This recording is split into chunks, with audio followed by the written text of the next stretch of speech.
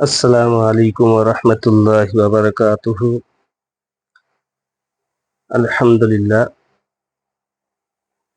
১ ঘন্টা হলো বাড়ি চলে এসেছি। যে মসজিদে ছিলাম দমদমা গ্রামে, আমার ভাইয়ের মসজিদে, মাশাআল্লাহ তিনি এখন জামাত থেকে ফিরে গিয়েছেন। তিনি মসজিদে পৌঁছে গেছেন, তাই আমি আজকে বাড়ি চলে আসলাম। আপনাদের দোয়ার বরকতে আলহামদুলিল্লাহ ৪৫ দিন আল্লাহ খুব ভালো রেখেছিলেন, মসজিদেই ছিলাম মাশাআল্লাহ। ৫ জনের দোয়ার বরকতে গ্রামে আসলাম, এখনই জোহরের নামাজ পড়লাম।